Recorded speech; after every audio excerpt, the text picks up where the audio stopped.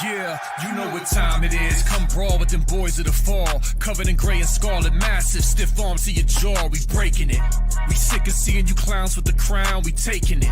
Number one flaws, you don't know ball. We taking advantage of that. Got you Karens asking where the manager at. With no cap, no time for the amateur rap. Look, man, we got dogs all over the depth chart. Monsters on the roster. Straighten up that posture. Rooting out you imposters. Silver bullets in the chamber. In a D-line full of danger. Step back when that linebacker trigger, when he pull it, it'll bang ya. Running backs running downhill. Touchdown on your IG reel. Better check the stats, buddy, it's straight facts over how you feel. Whenever I speak, I'm giving you more balls than German Village or North and High Street. And you know, the average Joe can do nothing with my flow. It's a waste. Somebody please give this brother an I.O. Come on. I told y'all before, I need to feel y'all's energy. Stop sitting on y'all hands and get this place lit. Like I said, bring the energy. Yeah, you know what time it is. I'm brawl with them boys of the fall. You know what time it is. On the ground with a nose for the ball. You know what time it is. Blood, sweat, and them tears for this game. Leaving it all out on the field with no fear for you lame. You know what time it is. Come brawl with them boys of the fall. You know what time it is. On the ground with a nose for the ball. You know what time it is. Blood, sweat, and them tears for this game. Leaving it all out on the field with no fear for you lame. And it's Buckeyes by a billion. We in the building with over 100,000. We represent from the...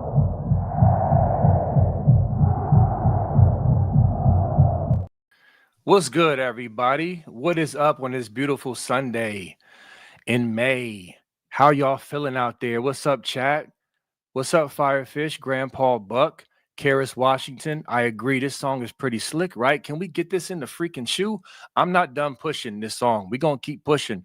I just did the Buckeye Boys intro with the second verse of the joint. I'm gonna keep pushing this song. All right, chat, what's up? Where's everybody else at? There's Stilly Matt, Lady Buck, Ryan Day's championship beard. What's good, everybody? So happy to be with y'all as always on this good Sunday. And Funky, please tell us how you're feeling today, brother. Can't wait. I'm feeling like a national champion today, B Moses. Per usual. It's glorious. I mean, you could see all the rival fans on X and on social media just absolutely hate the Buckeyes from Tennessee to Oregon. It's a little group therapy session, it feels like. So, I wouldn't want it any other way, because if you're the most hated team in college football, that's for a good reason. That means we're winning games, because no one hates losers, So, woke up feeling again like a national champion, and it's a beautiful sunny day right here in California. So can't complain too much, B Moses. Just another week closer to Buckeye football. I think we're officially 100 days away, or 100. I think we're 102 days away from Buckeye football, which is great. Which means we're less than 100 days away from game day or from game week. So, and we have some big updates with that. So I'm pretty excited for the show today. Yes, sir. 104 days to be exact. Just Googled it, and that's gonna go quick. Y'all know how this goes. When summer officially hits, you blink, and it's like fall camp's about to start, because fall camp's gonna start the end of July, beginning of August. So at that point, it's on. It's on. Like, you get more updates. It's going to be here before y'all know it, man. So in the meantime, it is the off season. And so, we're going to talk, what's the main thing in off season? Recruiting. That's a constant thing. And then, of course, Michigan scandals. That's a constant thing, unfortunately for them. So we will touch on that. And then I want to give my 2 cents on the whole Big Noon stuff. Y'all saw the YouTube thumbnail I made of Brutus and the Buckeyes carrying the burden of the Big Noon. And I want to touch on that as well. But we're going to touch on Scum real quick, man. And listen, this, for those who aren't scoopers, or those who don't rock with us heavy, or you may be new to us, you just may be someone just came across the video. We have been with this Michigan scandal. This has been going on for almost a couple of years. And, outlets have been covering it to different levels. And Scoop has been covering this. It's not even an argument, not even a debate. The best out of any outlet. Obviously, shout out to 11 Warriors, PD, a few guys over there. They rock with us. Likewise, we've been, collabing. And obviously, Justin Spiro has been a monster on this. But Buckeye Scoop has been on this, and we're going to continue to be on this because, for one, even if this wasn't our rival, this when everything is laid out, and there's enough information out right now to declare this. But for those doubters who have not been following this, who just kind of brushed this off like it's nothing, and we're just hating on our rival, when everything comes out in black and white in the report from the NCAA, you will see just how awful this was. Why we say confidently that this is the worst on-field cheating scandal in college football history. This has never been done. The NCAA seems to agree with us when they first came out, and we're going to keep referencing this for required reading for anybody who cares about the facts of this case. I believe it's a 13-page letter. Go read the letter from the Big Ten, and the NCAA about this scandal. It lays it all out. And it talks about the seriousness of it, using words like unprecedented. They don't just use words like that.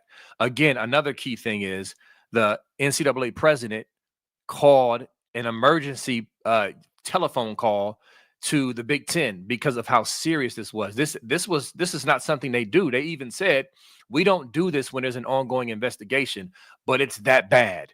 We have evidence, like evidence. Now, we don't think we have evidence. And so with that said, this has been a very, very serious thing, no matter how much your scum buddies try to downplay it, no matter how much the scum media tries to downplay it, and no matter how much the Josh Pates at times and the Joe Klatts and those others, months ago try to downplay it, even though they're starting to do a 180 now, little by little, but claim they're not backtracking, but they are. It's very serious. Okay. And we will see. And so we're going to continue to cover it. We've had a lot of sources on this. Not only that, we've just been factually correct with pointing out the timeline of what's going to happen and what's going to come. And so we're going to stay on it. So Funky, I know that was I just wanted to lay that out and kind of give an intro. And I don't want to hog the mic, so I'm going to flip it to you, and then I can jump back in with some other things. But just wanted to let y'all know what's going on with the timeline and just kind of remind you of some of the arguments that scum fans are making that are completely false and trash.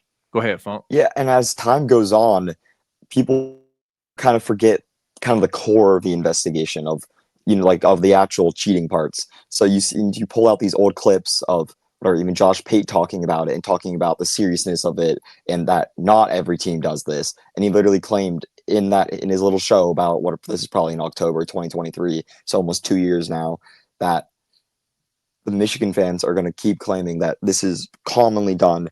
Everybody does this, but that's clearly not true. But we kind of forget about it because now it's so engraved in everyone's heads that all the same arguments over and over again. That people start to kind of downplay the seriousness of what actually happened. So you can relook at a lot of these head coaches interviews. I mean, Bob Stoops from Oklahoma legend, James Franklin, Matt Rule, the Illinois coach. There's, I'm forgetting one of them too, B. Moses, but there's a ton of these head coaches who went out there. What is that? Rutgers coach. Oh, Rutgers coach. Oh yeah, he called it out before anyone. There's a ton of them, and they publicly. We can tell you that Ohio State coaches feel the same way. They're just obviously not going to go out publicly and state that yet because right now it's under investigation. Anything they say will kind of be looked at as, poor sportsmanship or whatever the heck, or you're just saying that because you lost. So there's no reason to say anything. But a ton of these coaches have came out and talked about the seriousness of it, and the NCAA knows that. And they had that group call with all the Big Ten coaches, and they were pissed. They were pissed. They were pissed, and they had to kick out Jim Harbaugh from the call and all that stuff. There's never been a time in NCAA history where they've suspended a coach mid-season. That has never happened ever, and they felt the need to do it for this scandal. Why? So it's not that clearly, serious, Funky. This is serious, and they look at it as very serious. And the NCAA is gonna agree, and the only thing stopping that is just time.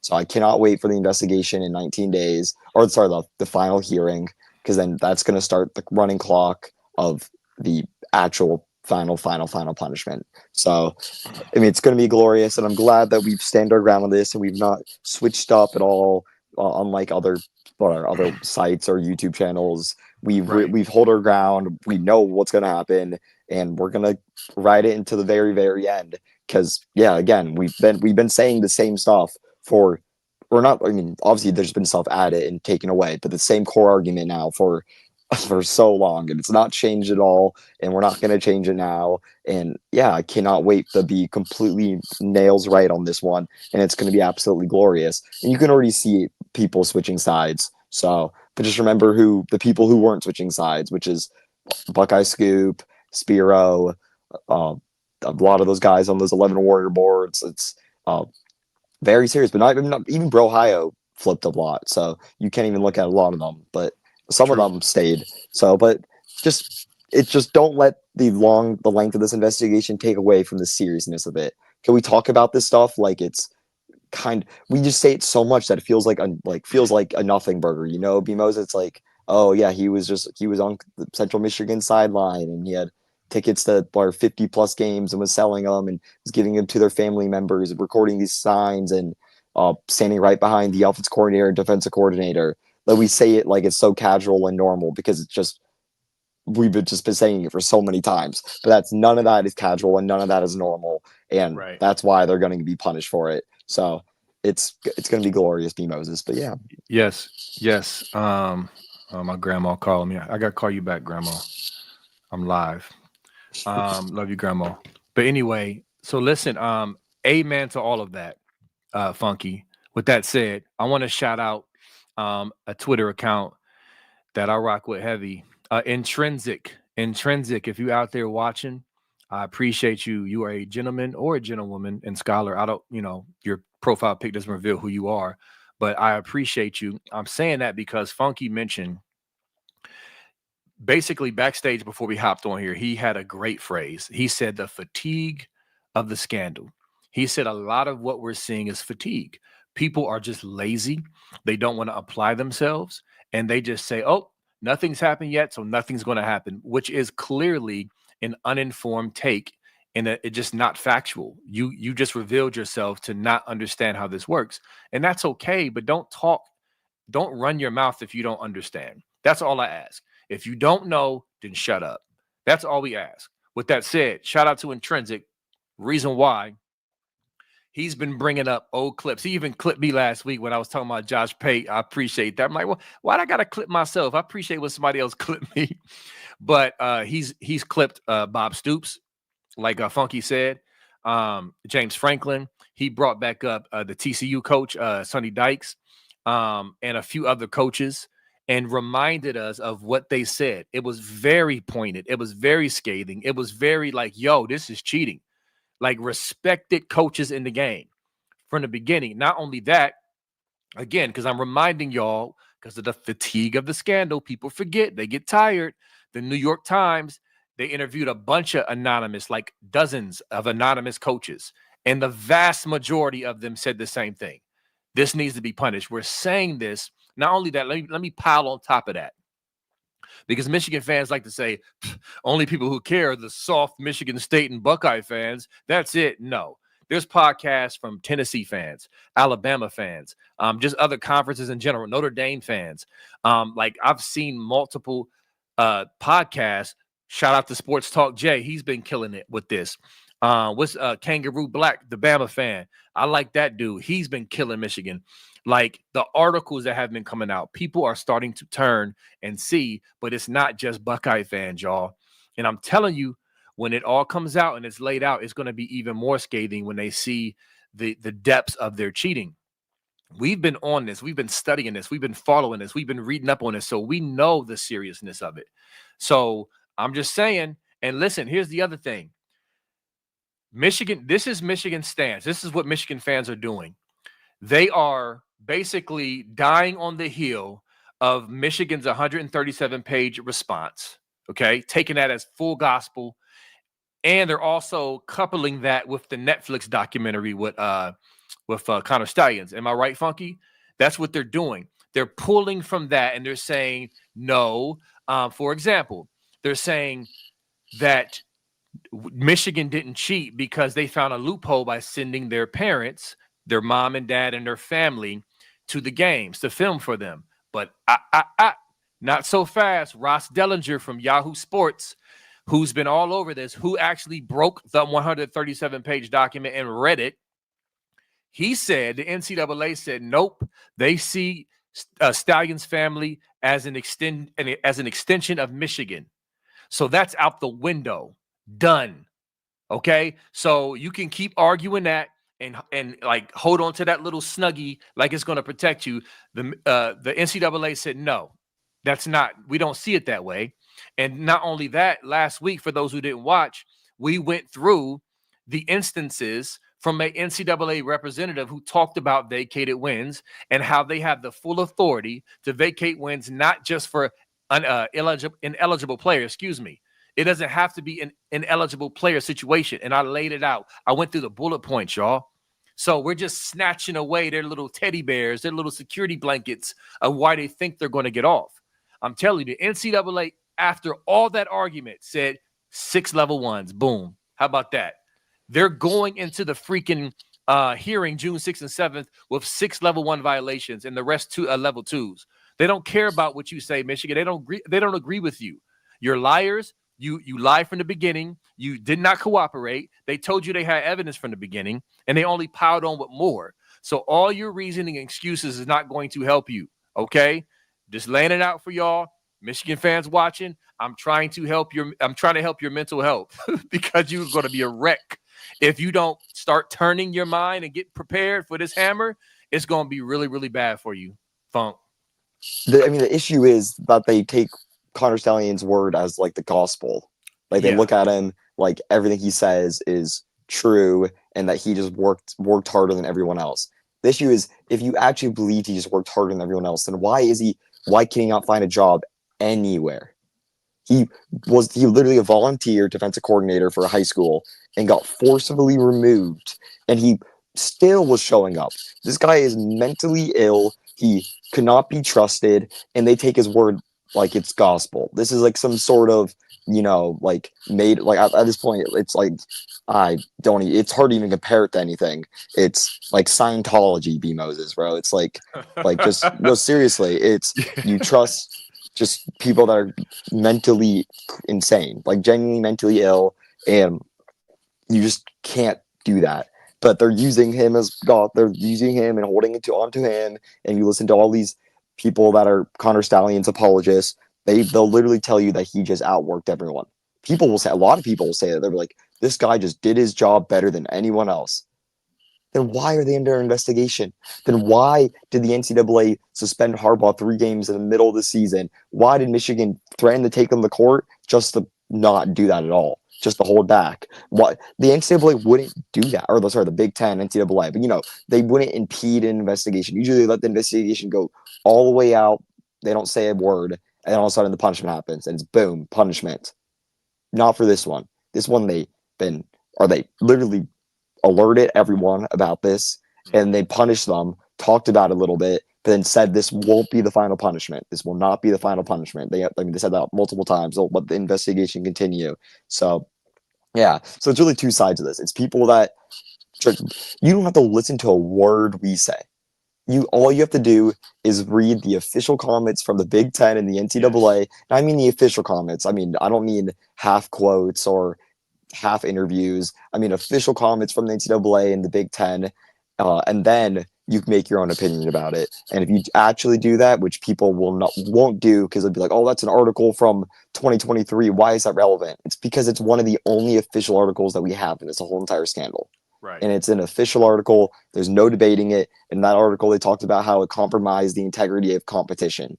So that's the seriousness that NCAA is holding it to. It's not just some random staff member and everyone was doing it. Like, that's all BS. So you're on the side of the NCAA, the Big Ten, head coaches across the nation, or you're on the side of a genuine psychopath liar who refused to leave after being fired from an unpaid internship for a defensive coordinator because he claimed, you can't fire me because I'm a volunteer. So he kept showing up. That really did happen.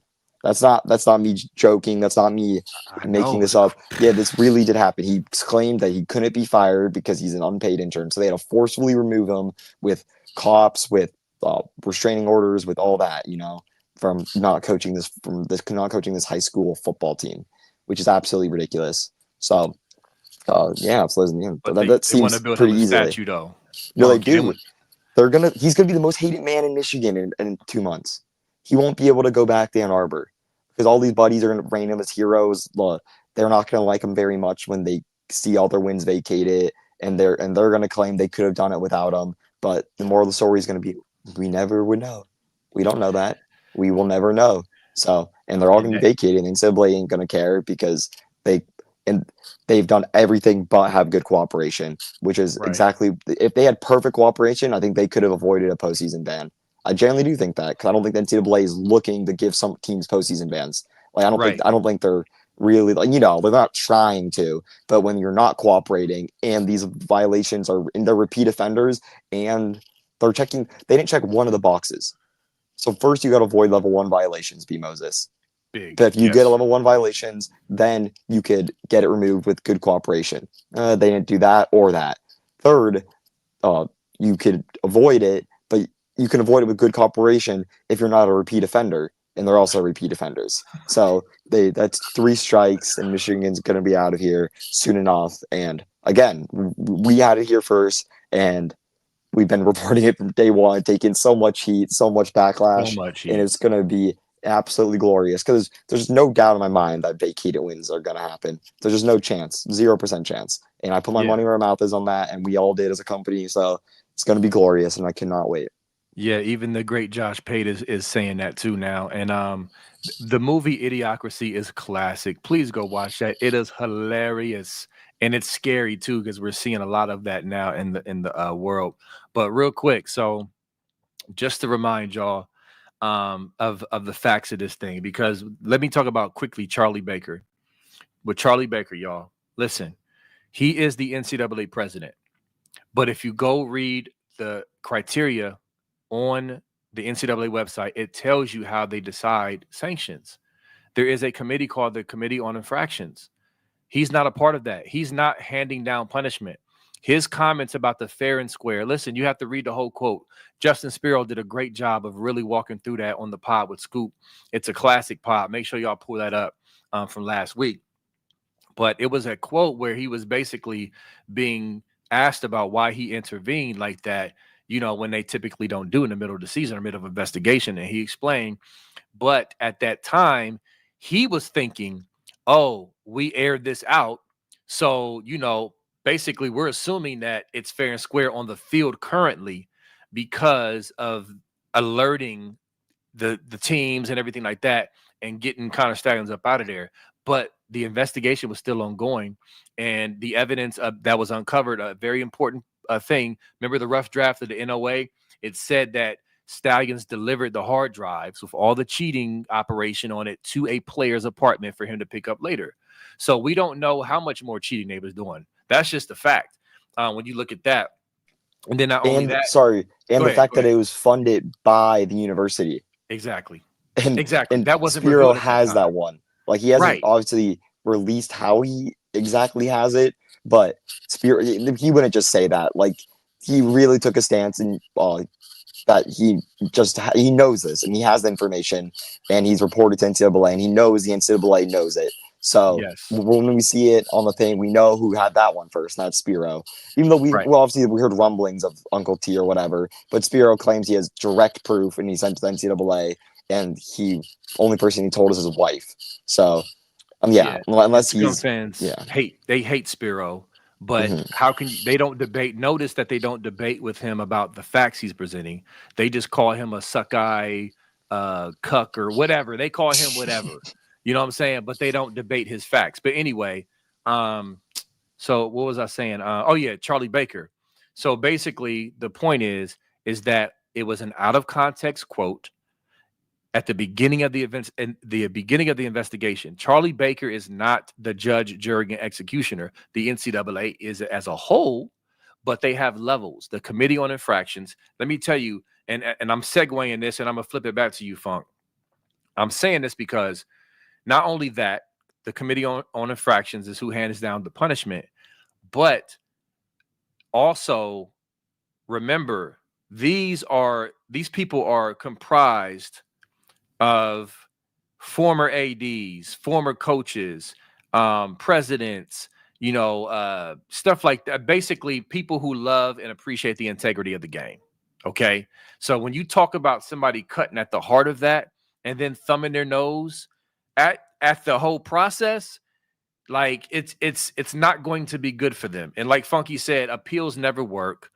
They're going into this with a flimsy 2-game self-imposed suspension for 2 games that benefit them the most. Even Klatt is shivering at that. Even Klatt is like, this is self-serving. Klatt was really he started to turn, but you could tell Funky Klatt was still trying to be nicey nice about the way he was saying it. He wanted to say, y'all about to get them cheeks clapped.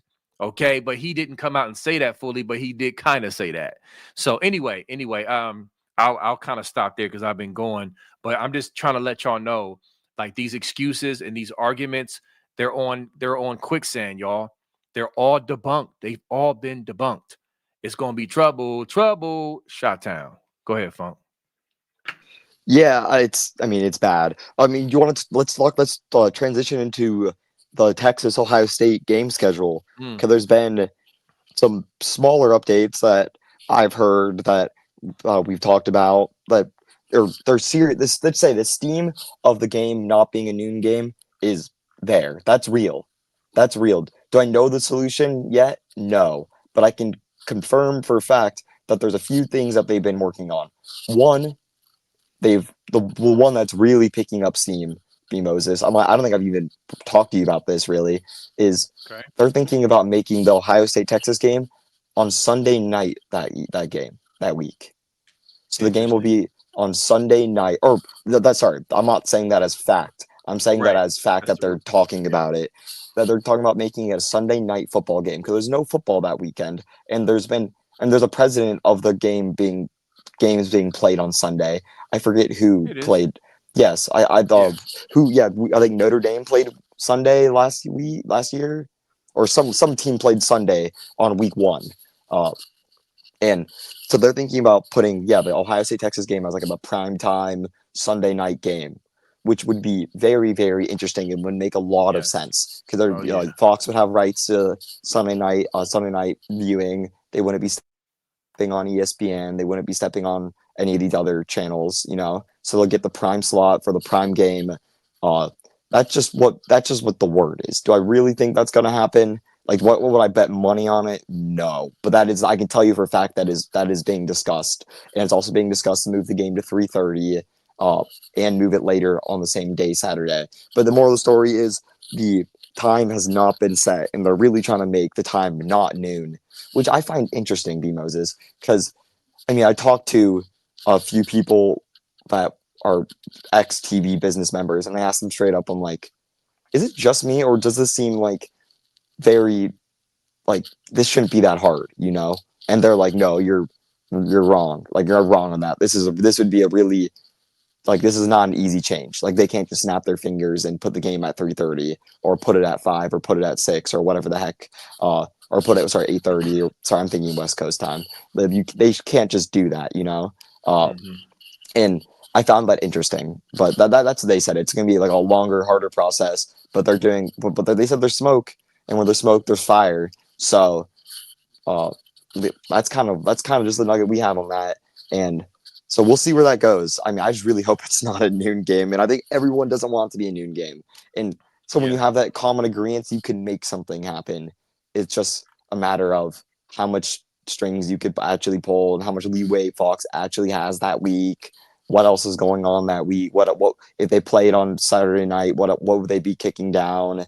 But it's more complicated than what we think. Because again, it's their designated time zone is noon. So the easiest thing is noon. But we'll see what happens there. And Funky, to your point, I just Googled it. So it was USC LSU. Y'all remember that game? Right. That was that was a banger. That was the Sunday game. That was the Sunday night game. So, like, that can be done. Like, I'm cool with that. Let's do it. We'll be the only game on, because I'm looking right now. That was the only game. So do that. That's a happy medium. Night. Yeah, Sunday. I'd rather have Saturday night. But I'll wait an extra day for a night game. Wouldn't you, Funky? Oh, 100. Oh, are you kidding me? In the chat, would y'all agree? in the shoe, that would be absolutely insane. That'd be, but that's really good case scenario. Like that we'd be getting pretty fortunate to have that happen. Anything besides noon, and you have to feel really, really lucky as a Buckeye fan, to be honest with y'all, because Yeah. noon's still the odds-on favorite. I'll say is probably the pretty heavy favorite. I'd probably give it like 60-40% chance. Like 60% it's noon, 40% chance it's anything else, which is better than zero. So True. And I'll say this, a couple things on the noon games. One, I have the opinion that they did not announce the time yet because they caught a lot of slack this past year with giving Ohio State 6 straight noon games. And they knew, this is my opinion, just conjecture. I feel like they didn't want to damper the announcement of Fox having the game with the time of big noon, knowing that it would come with a lot of grief. So I'm thinking they did not put that out there intentionally with the intention for noon. But now that there's been so much talk about it, not just from Ohio State fans, but I've seen national podcasts. A Tennessee fan just did a show on noon games. So that's been getting a lot of responses. So I think they were hesitant with that. And I think maybe pressure could potentially, because here's the thing. I know it's all about money. We get that. They have the rights. Big noon is their slot. I don't need to be lectured on that, people out there watching. We understand that. However, the point is you have a fan base who is still like, yo, you're catering to the fan base. Sunday evening, week 1 is a great compromise because the ratings are going to be crazy. As the only game on Sunday, you're still going to get your money, but yet you're throwing a bone to the Ohio State fan base. To me, that's a win-win. That makes sense to me, Funky. So, I mean, we'll see. But the other thing I want to say is for the people who criticize Ohio State fans for whining about the big noon games, we're not saying we want all night games. All we're saying is that bring some balance. I've argued and debated with people who've tried to take a hot dookie on Ohio Stadium's atmosphere.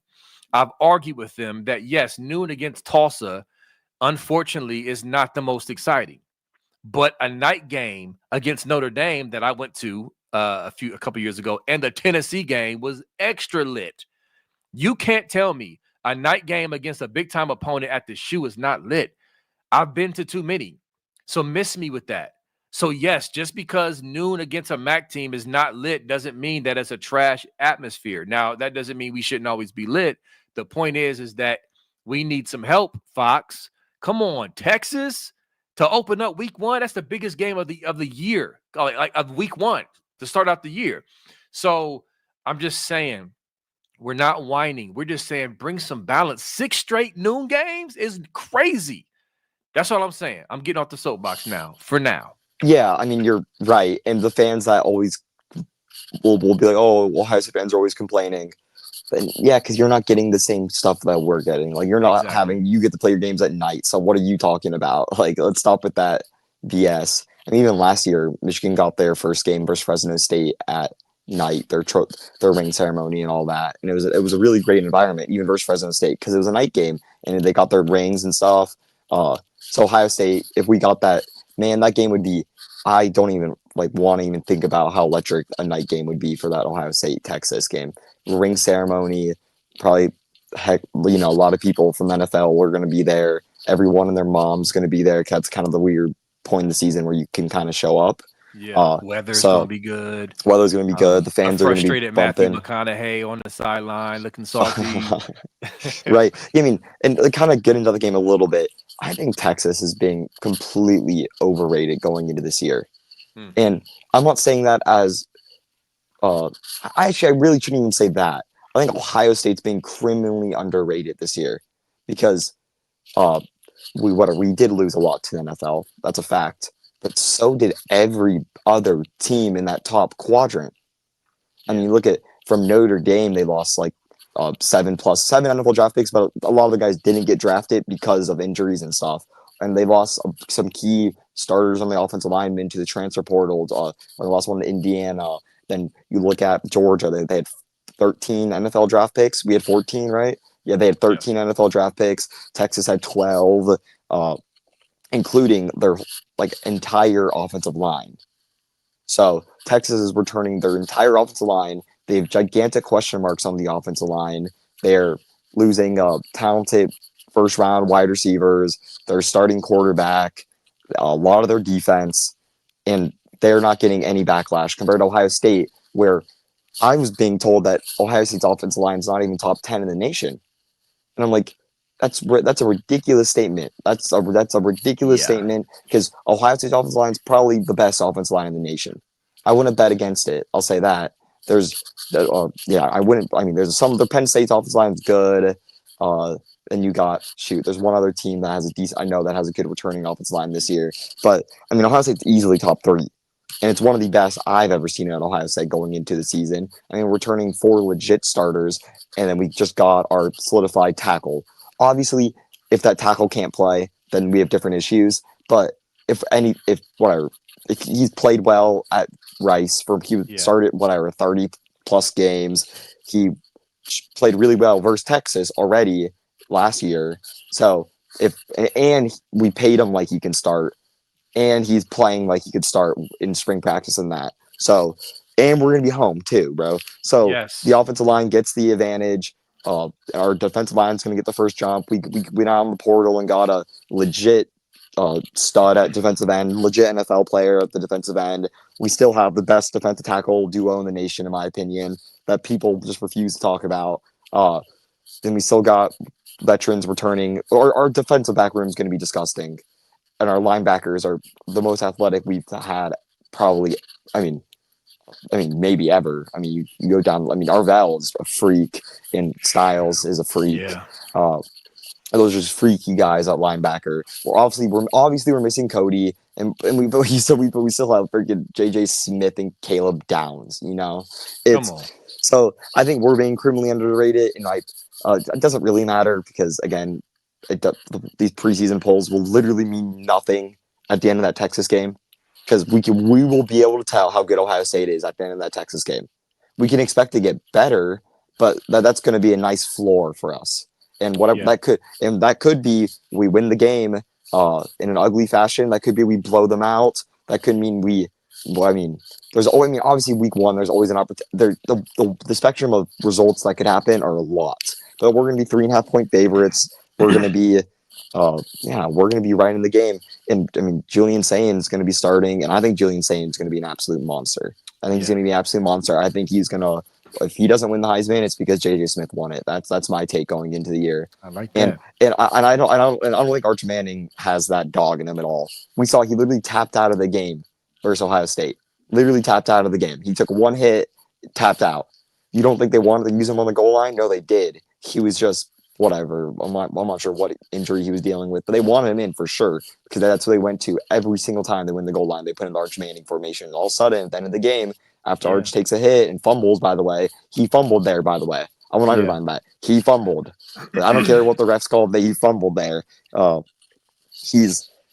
don't see him having a great game. And I mean, if this is at Texas, I'd be a lot more scared, B. Moses. I'd be like, wow, we gonna have to get by this on the skin of our teeth. But we're at home and we have an insanely talented team. And I think we should be favorites. I mean, I think we win this game probably, 60 to 70% of the time. That's kind of the way I'm going into the game. Yeah. But if you ask anybody else, you would think it's 1 in 100 or 10 in 100. So, or not 1 in 100, obviously I'm overreacting there, but that's kind of what it feels like because they're being ranked number 1 by every poll or number 2, and Penn State's being top 3 when Penn State literally lost a ton of talent to the NFL as well, but they just returned a few key guys, not many, but a few. So they're going to be really good again this year, but I'm not buying the hype on Penn State. I'm not buying the hype on Texas, and I'm especially not buying this absurd hype on Clemson. And I was the first one to say Clemson was going to be really good this year, B. Moses. I was all over that. But it's crossed another line where they're being ranked ahead of Ohio State or solidified in the top 3 ahead of Ohio State or in that same conversation as Ohio State or Clemson or Penn State. Or Texas or Penn State. They're not in that conversation. They still have so many holes on the offensive line and the secondary and linebackers. They're not as good. They're not as talented. The talent gap is big when it comes to talking Ohio State and Clemson. Do they have some good wide receivers? Do they have a great quarterback? Do they have a great defensive line? Yes. Will they win a lot of games? Yes. Will they be a top 10 team in the country? Absolutely. But they're not, to me, they're not in that national championship talk that we talk about, you Yeah, know? they gotta prove it. They got They to gotta prove prove it. it. And I just don't, I'm not buying it because, yeah, for the reasons I stated. Yeah. They're being overhyped because they got some great players returning. And yeah, and it's going to be one of the better Clemson teams. And, in the last, since the dominance of them. But Yeah. they're going to be good this year. Don't get me wrong. Like, don't get me wrong. They're going to be good, but they're not a national title contender. And that's kind of what they're being ranked by these I shouldn't be getting upset by these preseason polls because it's ridiculous. It's a guessing game. Because and half the people that do these polls don't actually like pay attention to all these teams. You have to pay. I mean, it's hard enough to pay attention fully to Ohio State, B. Moses. Like, Right. Let Lord, we alone would other know, teams. know every other team in the country. So that's why I really shouldn't be getting upset or not even looking at it because it's kind of a popular take right now to crap on Julian Sayin. And I can't even blame these people because the original Julian Sayin haters are right here in Ohio State beat. So the Ohio State beat was the first people to crap on Julian Sayin and the first people to talk bad about our defensive tackle depths and defensive ends and stuff. That came right from our beat. So uh, Our that's beat is why so trash, that's why man. that notion's happening. Is because literally, the beat gets fed this every year. It happens every year. The beat gets fed BS information from Jerry Iming because he wants them to push notions to keep guys around. Keep guys around. His sole goal: we cannot go into this offseason and lose Lincoln Keenels. We cannot do it. That would be detrimental because then we would have Julian Sayin and then Tavian St. Clair and then nobody, literally nobody. So we would have 2 scholarship quarterbacks on the roster, including a true freshman, and we right now we have 3, and we rock with 4. Yeah. So it's already an issue. So that was clearly just, propaganda. Lincoln Keenels is not going to start. Is he a good player? Yes, he's a good backup at Ohio State. But the reason why we heard all that BS in the offseason, why people still feel that way about Julian, is because of the beat. Not here. We thought Julian was him because we actually, have sources who watch practice. We don't just listen to the people that we know. Just want to hear what Ohio State wants people to hear. Because they don't. Ohio State doesn't care to be underrated. Like they're totally okay with people crapping on Julian Sayin because at the end of the day, it's for the greater good in their case because it keeps Lincoln around. So, but yeah, that's just my little rant that I want to go on because in my head, Ohio State is still the national championship favorites. Obviously, predicting the national champion you're going to be wrong pretty much every single time you predict a national championship besides your last year. But like, that's not a winning argument. So, and again, my take's always been we're going to be very elite this year, B. Moses. And then next year, I'm not predicting national championship this year. I'm not sure what I'm predicting. Honestly, you're going to ask, I'm saying this now, but if you ask me who's going to win the Natty in the fall, I'll probably say Ohio State. And then, but next year, next year, Julian Sainz Jr. year, J. Smith Jr. Well, not Caleb Downs Jr. year, but those offensive lines, junior and senior years, that's where we're going to be huge title favorites, and I don't think a team's even going to touch us. So if we can somehow win it this year, B. Moses, then Oh my goodness. we're winning. We're going 3 in a row, and I have zero Yeah. doubt. I would bet. I will bet money on the Ohio State win the Natty next year, 100%. That team's going to be absolutely disgusting. But even this year, we're so lucky. This year we're the Natty favorites, and we're gonna beat Texas, and it's gonna be another great year. And then I'm not sure what we probably make the Final Four. But that'd be the expectations I set for this year. Final Four, make the Final Four, go 10-2, or 10-2, 11-1, make the Final Four, beat Michigan, and that'll make me happy. Then year after that, it's Natty. That's Natty or bust year, in my opinion. B. Moses, but Yeah, I agree. My prediction is playoffs. Playoffs as of now. I don't have enough information to go any further than that, but we will be a playoff team. Just I wanted to touch on some of the things you said. Yes, y'all. There's more emphasis on the perceived lack of depth at defensive tackle, which I don't disagree with. I think we needed more proven depth. But there's, to your point, Funky, about Edric Houston and McDonald, who are going to be just dogs. I think there's more emphasis on the perceived lack of depth than the actual stardom that they bring and how good they're going to be. And I think that's unfortunate. Also, with the guys we have there, who's to say that those guys aren't going to step up? Who's to say Jason Moore is not going to step up? Who's to say Tywone Malone's not going to step up? I mean, they're still being coached up. They're still growing. How many times do we have to see guys step up in a season where you weren't expecting them to? So I'm not writing those guys off.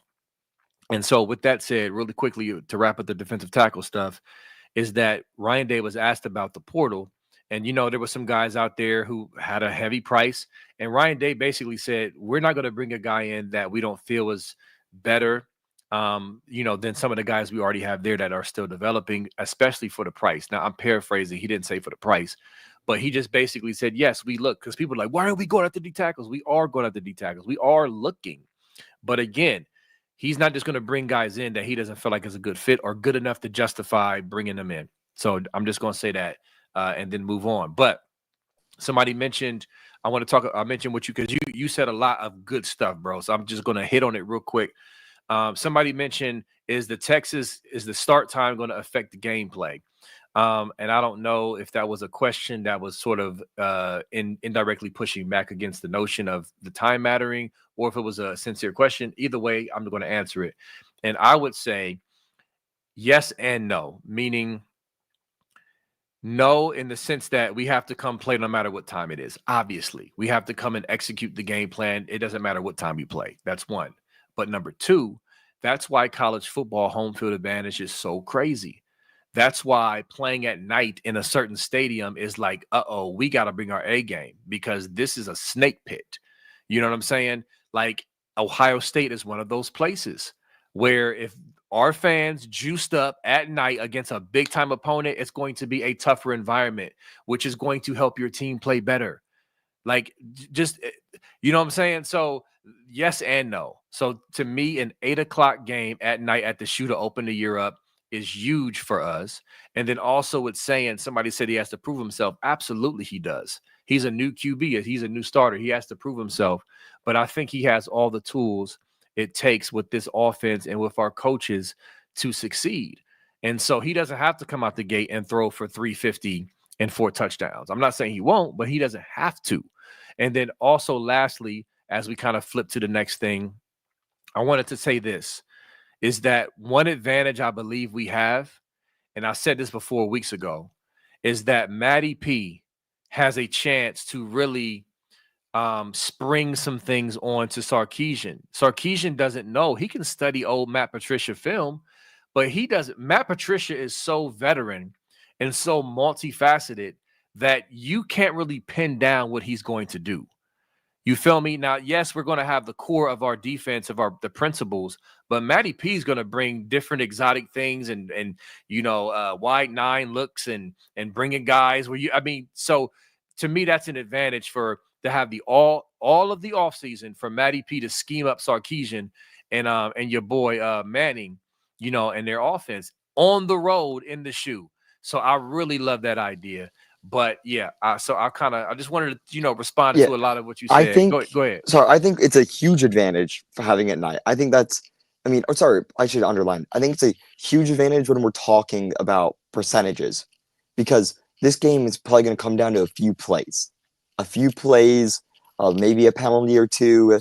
Let's just say this: that Ohio State Oregon game, if we played that same exact game on a neutral site field, the first one, we win. Yeah. We win 100% of the time. We win. We were struggling with offside penalties. I feel like we get the better whistle at home. Will Howard played great, so I'm not even hating on that. But I feel like we'd just be a little more fluid defensively and offensively, and I think we win that game, and I think that was kind of proven in the Rose Bowl. Again, I think we also played a worse game in that first game, so I don't think it would have been a blowout. But I think we win that game, and I think that's the difference in home field advantage and not. Those mini games where you lose it by 20 yards, you lose it by a 1 turnover, you lose it by 3 points, you lose it by a missed field goal. Those are the games where I feel like that would be the difference between a good environment during the day compared to an absolutely electric environment at night.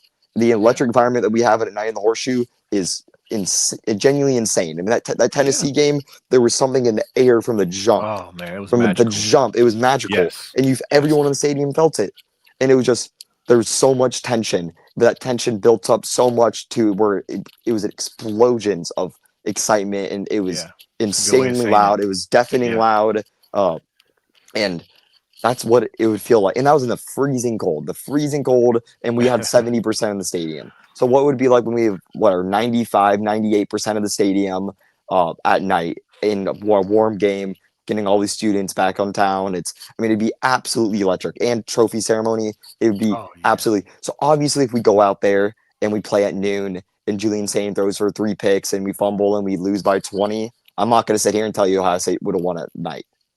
But if Ohio State loses a 21-17 game on a last drive touchdown, then I'm going to sit here and blame and be like, the night could have changed it because having Arch Manning has never played in an environment or started in an environment like the shoe. It's his first Facts. true, Yes. like in my opinion, like first true game. Because I know he started games last year, but it not really any Not big ones. this. No, Yeah. not this. This is just Yeah. different. And I think Texas is going to be really fired up. And the offensive line, they're going to have a new offensive line with new cadence, new running back, new wide receivers. I mean, loud. Try playing offensive line when 100,000 people are screaming. It's really hard You getting communicating. me more fired up, Funky, for Yeah, this night you're game. gonna We got to get this done. have to get it done, and people to be jumping off sides. I mean, and those Yeah. 5 yard penalties add up. They add up. 1st and 10, all of a sudden it's 1st and 15. Can't really run the ball. Now Ohio State could put in a rush package, get to the quarterback, all of a sudden a sack, drives over, incomplete pass. Now 2nd and long, you're not looking good. So it's those little things I do think night matters, and I really hope we get a night game because this is not and we get more recruits on campus too, and Yes. we could really Yes. show off the game to everybody in person and really show them what a night game at Ohio State could be like when they're in town. And because we're gonna have more night games, that's just naturally gonna happen because we're fighting for it, and we're gonna have a new contract coming up, so we're gonna get more night games. Ohio State's not gonna make the same mistake again. I mean, at least I hope not. If we're Nah. listening, if we're gonna take what we've been hearing from the president and Ross and stuff, and or Ted and Ross, that they're going to make changes. So I believe in them, and I think they're going to make changes. So yeah, but that's my opinion on the environment being Yeah. affected and affecting the game outcomes. I agree. I agree, brother. Mark Bundy, thank you for the 199. Beautiful day in Ohio, and scum still stinks. OH, Funky. Io. Absolutely. And Mickey, thank you so much for the 1999. Always appreciate it. Never get tired of it. Thank you so, so much. And real quick, shout out to Mike Green. I don't know if you're still out there, man. We had to kind of get off quickly last week to get Kirk and Nevada on to get in before the Cavs game. And so I did not get a chance to get to your super chat. So please forgive me for that, number one. And I think you were saying, somebody remind me in the chat. I think he was saying rest in peace to his pops. I think his pops died. I think that's what it was. Listen, we're praying for you, and I'm not just saying that. We're here with you, your family. We appreciate you bigly, and I do apologize for that, man. You're beloved on here, brother. You're a true brother. So wanted to shout you out for that as well. But but yeah. So I know we are kind of getting close to time. We didn't get a chance to quickly mention the rumors and the legitimacy of the smoke for your boy Underwood. As far as his NIL and the questionable, some of the boosters kind of like, what I'm saying? Like, I don't know. Like, did you have anything on that phone? What you Yes, got? You sorry. muted? Okay, go ahead. Yeah. The there's a ton of smoke about Michigan's NIL, and they're taking a hit, and they're not. They gave out a lot of money last year, and then they're realizing now they're looking in the barrel of what's going to come. It's going to be some sort of salary cap, some sort of redistributing of the money.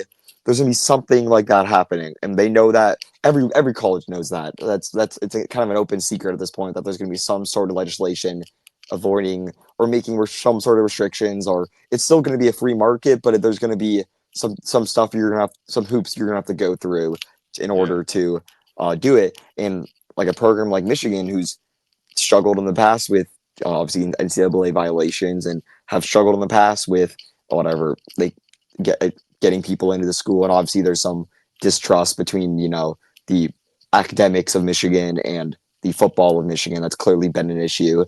And they're really worried that they're not going to be able to pay their guys. They're not going to be able to give them what they promised because that's a worry. And it hasn't really shown up yet in the pocketbooks, but man, it showed up in their recruiting this year because they don't know how much money they have to spend. They don't know if they have their unlimited money they claim, which is one. After all these scandals are happening, you really think like what's his name? Whatever, that billionaire that was funding them. You really think that he was sitting there and is really eager now to give more money to Michigan? Hell no, he's not. Excuse my French, but no, absolutely not. He's wanting to disassociate himself with the university, and they're expecting his donations coming in.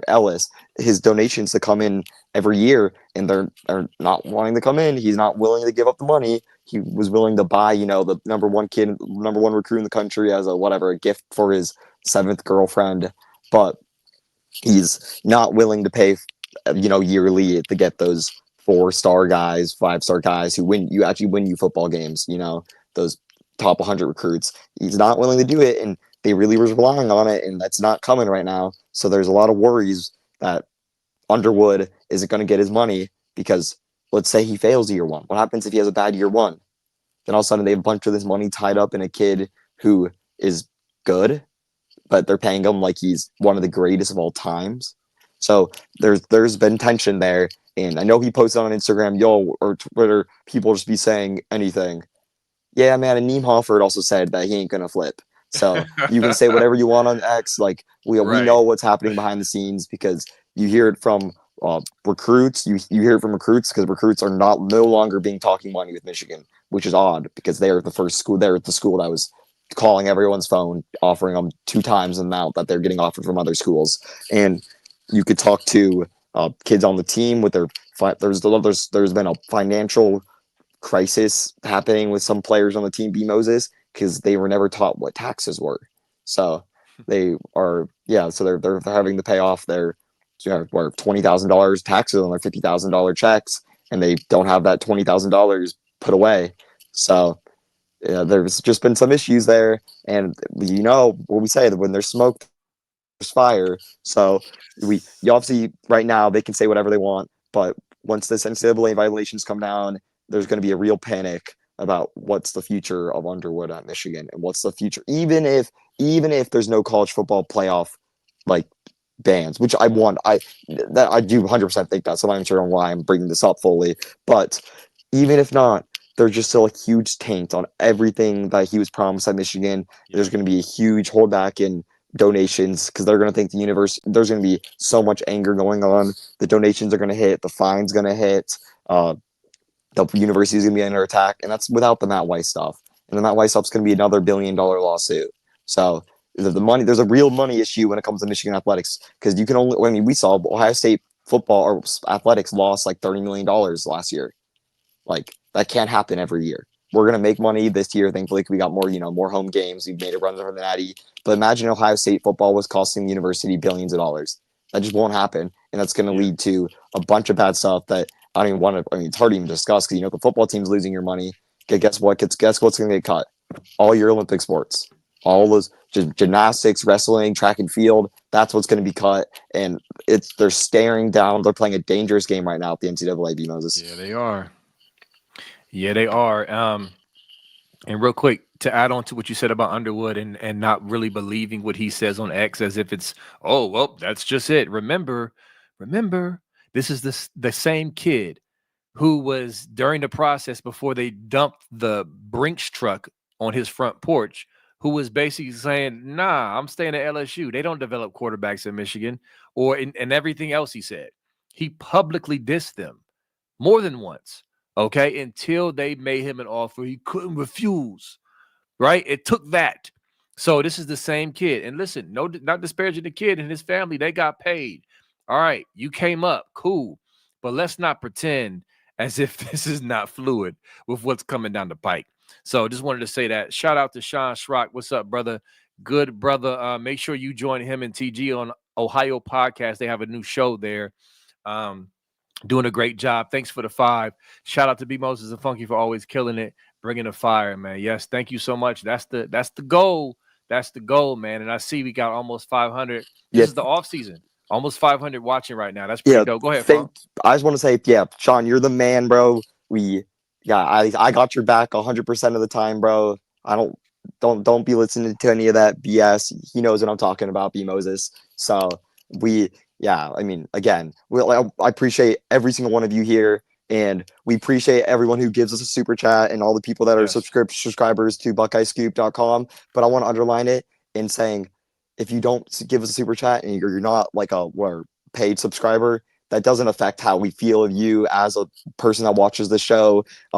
We appreciate it because that's what keeps the show going, and that's what keeps the site running. But that's absolutely not needed. So for anyone who diminishes people for not giving super chats or not being our paid subscribers, those are lunatics, and do not listen to them. That's absolutely ridiculous. And because I mean, to me, when people bring that up, like it's some sort of fandom or some sort of like, oh, we're more supporters because we donate more money, like that. No, we support you. Just tuning in every week that's huge. That's huge. That's massive. That's what keeps the show going, and we appreciate that. Because I was kind of suiting along, B Moses, that some people aren't real supporters of channels or aren't real Ohio State fans because they're spending money on get a little icon or be a subscriber member or paid subscriber. And I think that's absolute nonsense, and I want to diminish that right now. Yeah, that's dumb. I haven't seen anything like that. I don't know what y'all talking about, but stop it. Please stop it. Real quick, I want to shout out my boy Jim Jackson. This was a comment from earlier in the chat. This is who I was with at the game on the sideline. First of all, shout out to Funky for what. I mean, I don't know if you want me to put it out there, but I appreciate you, brother, for the Tennessee game. But we had sideline passes. So Funky talked about the energy in the stadium, y'all. And so, yes, it was crazy. But being on the sideline and being right there on the field when they were warming up, Ryan Day talked about how the energy was when they were warming up. We were there, like right there, feet away from them, and we could feel it and see it. And my brother Jim Jackson was with me, man, and we clowned and kicked it and trolled the mess out of about the Cum fans, out of Vols fans. So beautiful thing. Just wanted to shout him out real quick. But anyway, so we're getting a little close. We can talk about Atkinson. I wanted to mention him, and he's on the thumbnail because I know a lot of Georgia fans, and not even just Georgia fans, Ohio State fans, are just basically dismissing this recruitment and saying, hey, he's just game playing. He's going to Georgia. He's a dog, and he's just toying with Ohio State and the coaches. And we don't agree with that. We believe this is an actual real recruitment, and Ohio State is right up there. And this is we have a legit shot. He's not just, we're not just a hat on the table is basically it. And so Funky, I wanted to, wanted you to say something about that as well, because, we've been getting a lot of slack about that. Yeah. Tyler Atkinson is, heavily considering Ohio State. It's a true 50-50, or I would even say favor leaning towards Ohio State to win his recruitment. He's an absolute beast, and clearly Georgia's going to be going after him because he's in their backyard, and it's going to be a hard victory for the Buckeyes to win. But don't underestimate James Laurinaitis. We pulled a 5-star right out of Texas and Florida last year. So I'm not scared to go anywhere when it comes to linebacker recruitment. We can go across the country because we have James Laurinaitis, who has been there, done that, and he showed it on the field by developing Cody from an undrafted free agent to a guy who couldn't stay healthy to a fourth? It was like an early 4th round pick. Yeah. And that's a legit NFL player. You know how many starters are playing that are in that, that 3rd, 4th, 5th round? Like a ton. And that means you're top whatever player in the NFL or top 120 draft pick. That's extremely legit, and no one really expected that before the season. Besides, not to toot our own horn, but we've been big Cody Simon fans for years now, and we got a lot of crap for that because he couldn't stay on the field. But the second he's able to stay on the field, he was an absolute star. Right, he killed it, and he just got better. He got like 7 sacks he had like 3 sacks versus Oregon or wherever the heck. He was a defensive player of the game in the national championship game. Don't think that stuff doesn't matter, because it does. And we were able to pull up 5-star from Texas, and in my opinion, a 5-star level recruit out of Florida. So anyone who thinks we can't go into Georgia and grab a 5-star, like I just think you're just stuck in the past. I'll say. So we're really in this recruitment, and I think Tyler Atkinson, a part of him, wants to not be at Georgia. There's a little sense of that. We see it all the time in Ohio. There's a lot of times where Ohio kids don't want to play for Ohio State. They want to get out of the state and get all this money. And Ohio State, let's say, is not going to get outbid for Tyler Atkinson. This is not an NIL recruitment. If anything, NIL is going to help us a lot in this recruitment because I think we pay, like, our salary cap is a little higher than Georgia's.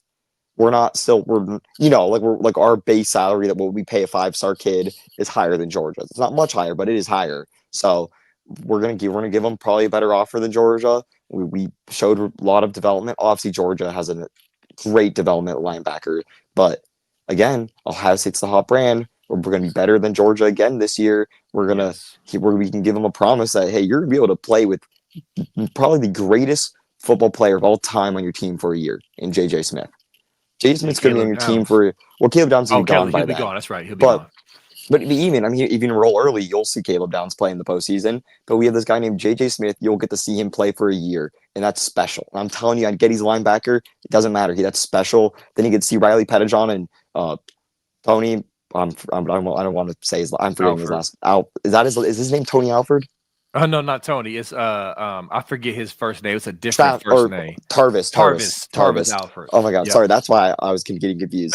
But and those are the linebacker room is freaky right now. It's absolutely freaky. So he's not going to be stepping into a room that he's going to be. It's him and a bunch of steel chambers. No, it's going to be him and a bunch of other 5-stars. So and that all that stuff matters, and he's going to get a pretty penny, and he's going to be play for a great defense. And Matt Patricia is actually recruiting. So he's actually going to be, and he has something called Super Bowl rings and a 3-year contract. Rings. Yeah, he has a long-term contract, or like a 3-year, and that's a pretty long contract for. I mean, people expecting him to get a 1-year or 2-year tester deal. He got a 3-year deal, and he's seeming like he wants to be at Ohio State for a while. That's kind of the word that he's not here just to be here. He's here to be here and maybe peer for a season, 2 seasons, 3 seasons, and then make that jump again. But who knows? He seems pretty comfortable at Ohio State, and I'm hearing really good things about how he interacts with recruits, which is weird. If you think you're there for a year, I mean, I'll tell you right now, Chip Kelly didn't give a flying heck about it. Recruits. He did not care. Jim Knowles didn't even care. So, and then Matt Patricia really does care, and that's can help recruiting. And you have him, you have those Larry Johnson you can fall back to if he wants to play defensive end. He's the GOAT. Then we have then Ryan Day as head coach, and this is clearly going to be a recruitment where Ryan Day is heavily involved and talking to him a lot. And he's got that bling now, the national championship bling. So that matters because now we're literally the hot brand in college football. It's not Georgia, it's not Bama, it's us. And Funky, one other thing to add on you didn't mention is the culture difference. That's a big thing with this kid. For what I'm hearing, Ohio State's culture versus Georgia's culture right now. If you're a parent and you have certain principles and like that matters, y'all. So keep your eye on this Atkinson recruitment. And also, real quick, Braylon Walmack is announcing in August, and we feel really good about it. Yeah, we're gonna another 5-star kid down south. You said we're gonna get a 5-star out of Louisiana and Mississippi. In the same cycle, and then we're right in there with Tyler Atkinson, and we got another visit with that other 5-star linebacker from Elijah Griffin, I believe his name. Yeah, maybe another, and then and we're in the battle for a lot of these kids, and it's going to be another great class. But again, if you ever have a time to not really give a crap about recruiting, it's now, because Ohio State's going to get a top 5 class, and then Ohio State's going to fill the holes you need in the portal. So it's really, to me, not that I'm never going to get too upset about a recruit or too excited about a recruit coming here. But because at the end of the day, nothing's stopping this Ohio State team to be a franchise, B. Moses. Actually, there's only one thing that could possibly stop it, and that's if Ryan Day leaves. So my biggest win every offseason is re-signing Ryan Day and having good quarterback play. And we have both of that right here at Ohio State. And it's funny, we're the only team in the country that can have a 5-star quarterback start, B. Moses, and he immediately is looked at as trash. Right. No, seriously, every other team that gets a 5-star starters, like, oh, he's the future, he's the GOAT, he's the blah, blah, blah. But for us, it's if Julian's saying prove himself, he's blah blah blah. We're like, what? No one else gets that same energy. But Julian's saying, but again, blame the beat. Blame the beat for spreading that misinformation and hating on him and making it easy to hate on him and calling him short. He's literally not short at all. He's a pretty tall kid, and He's he's just not gained Will a ton of Howard, weight. so I guess people say he's short. No, exactly. He's not Will Howard, but he's damn not Dylan Gabriel. You saw that photo. Dylan Gabriel looks like freaking Mike Rubio. Wow. So yeah. Hey, so look, listen, it is 7:11. I just saw Kirk and Nevada's show is scheduled for 7:10. So listen, we're gonna go ahead and hop off. This was a great show, a lot of good stuff. The chat was on fire per usual. Please, please, please. See you next Sunday. Share this on your Twitter, share this on your Facebook. Let's get this show out there even more, y'all. More people need to join this show that we do every Sunday, man. I have just a great time with Funky and y'all. It's a great thing, man. I'm blessed to be a part of this, man, for real. So yeah, make sure y'all share and get ready for Kirk and Nevada, and we will see y'all next Sunday. All right. Yep. Peace out. All right. Appreciate y'all. Peace. Yep.